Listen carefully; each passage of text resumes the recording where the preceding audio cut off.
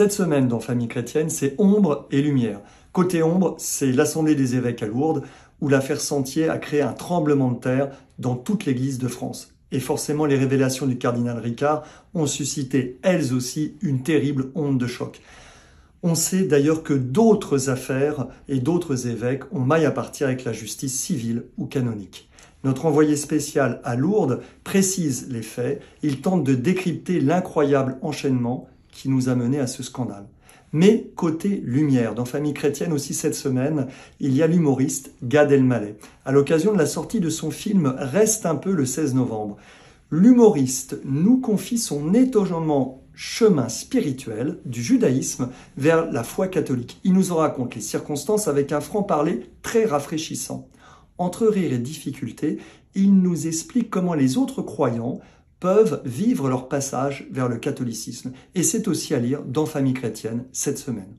Cette semaine, en couverture du Pèlerin, le visage et la voix de Gad Elmaleh qui nous raconte sa quête spirituelle entre deux rives, celle du judaïsme et celle du catholicisme dont il a fait la matière de son dernier film Reste un peu à voir en salle cette semaine. Gad Elmaleh, humoriste populaire, enraciné dans la tradition juive dont le parcours de foi se révèle particulièrement exigeant, têtu et souvent drôle.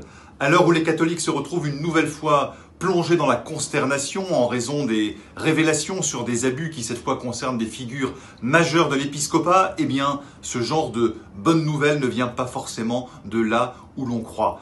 Et ces chercheurs de Dieu, ces nouveaux chercheurs de Dieu sont plus que jamais des signes des temps, à nous d'y être attentifs. Bonne lecture.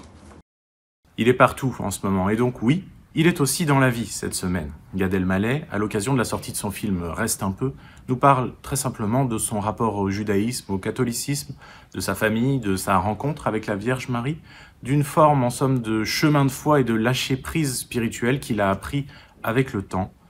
Bref, un drôle de paroissien à retrouver en couverture de notre dernier numéro, un numéro dans lequel vous pourrez également lire un dossier consacré à l'énergie nucléaire.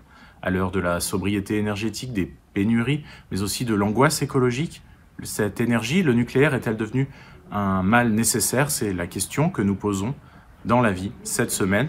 Un numéro que vous pouvez retrouver en kiosque, bien sûr, mais aussi dès maintenant sur notre site internet. Ce sont les États-Unis qui occupent la une de Réforme parue ce jeudi. Les États-Unis où se sont tenues les élections de mi-mandat le 8 novembre, appelées également midterms.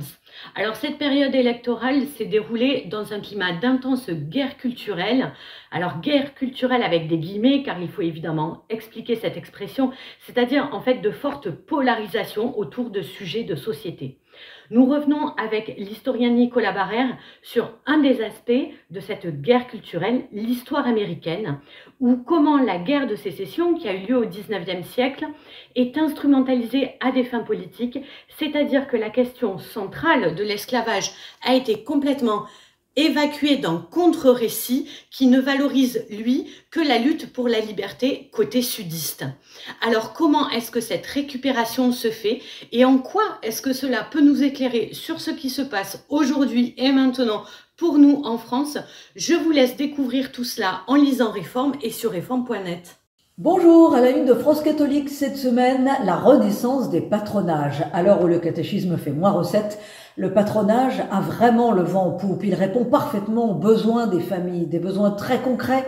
Alors, reportage avec des passionnés qui ont monté le Tour de France des patros et qui vont de paroisse en paroisse pour susciter des projets. Reportage aussi dans un quartier populaire dans le 20e arrondissement de Paris où le patronage du cœur s'occupe d'une enfance délaissée. Et puis France catholique vous donne des clés, vous détaille les étapes de la création d'un patronage.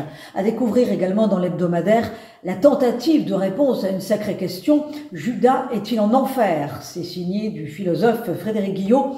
Et comme chaque semaine, le Tour de France des sanctuaires Mario, coup de projecteur sur Notre-Dame de Prime-Combe et son histoire au milieu de la garrigue dans le Gard. Bonne semaine et bonne lecture.